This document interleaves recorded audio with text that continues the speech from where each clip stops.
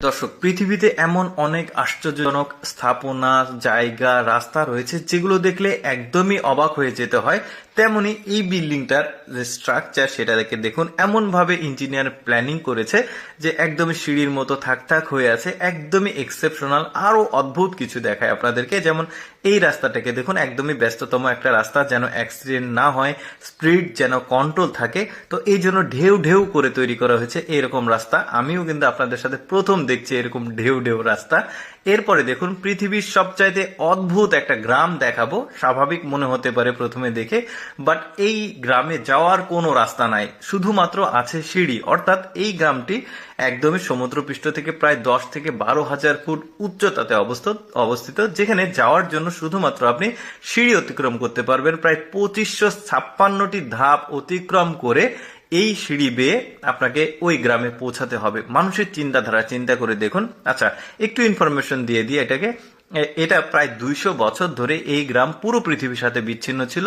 পরবর্তীতে সিঁড়ি করার পর মানুষ, তারপরে ট্যুরিস্ট যেতে পারে এখানে। আর 2556টি সিঁড়ি অতিক্রম করে এই গ্রামে যেতে হয়। মানুষ চিন্তা করুন কি ধরনের চিন্তা ভাবনা তাদের, যে ওইখানেই তাদেরকে বসবাস করতে হবে পাহাড়ের একদমই উচ্চতায়। তারা পৃথিবীর অন্যান্য কারোর সাথে যোগাযোগ রাখবে না, তারা নিজেরাই থাকবে একাই। মানে চিন্তা করুন মানুষের চিন্তাধারা কতটা ব্যতিক্রম হতে পারে।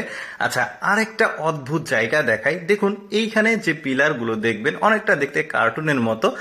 এখন আপনারা ভাবতে পারেন এই ধরনের জিনিসপত্র তৈরি করার কারণ কি। দেখুন, চীনের একজন বৃদ্ধ মহিলা ছোটবেলায় স্বপ্ন দেখতো যে এইরকম একটা জায়গার স্বপ্ন দেখতো। পরবর্তীতে সে যখন অনেক সামর্থ্যবান হয়েছে, টাকা পয়সার মালিক হয়েছে, তখন তিনি তার ছোটবেলার যে স্বপ্নটা ওইটাকে বাস্তবায়ন করেছে এই ধরনের জিনিসপত্র তৈরি করে। দেখুন মানুষের কত চিন্তাধারা অদ্ভুত হতে পারে। এই ধরনের জায়গাগুলো পরবর্তীতে টুরিস্টদের জন্য উন্মুক্ত করা হয়েছে। দেখুন, এই জায়গাটাও আবার বেশ অদ্ভুত একটা জায়গা। একটু ভালোভাবে লক্ষ্য করে দেখুন, একদম পাহাড়ের কোল ঘেঁষে এই বিল্ডিং গুলো, আর এটা পুরোপুরি একটা আলাদা একটা জায়গা, একদম পাহাড়ের উপরে। আর এই বিল্ডিং গুলো অনেকে বসবাস করে, আবার কিছু রিসোর্ট হোটেল রয়েছে। তারা এই প্রাকৃতিক সৌন্দর্য দেখার জন্য এই ধরনের রিস্ক নিয়ে একদম ধারে এই ধরনের বিল্ডিং স্থাপনাগুলো নির্মাণ করেছে। আচ্ছা, এই জায়গাটাকে দেখুন, এটা একটা গ্রাম, ছোট্ট একটা গ্রাম। আর গ্রামটার নাম কিন্তু অনেক কঠিন, আমি বলে দিচ্ছি আপনাদেরকে। এইটি সুঝোর প্রাচীন শহর টংলির পাশে লুয়ং সিং ঝো, মানে চায়না নাম তো একটু কঠিন এই গ্রামটি। আর এই গ্রামটা একদমই মানে নদীর মাঝখানে, এতটুকু জায়গা, যোগাযোগের মাধ্যম হচ্ছে শুধুমাত্র নৌকা।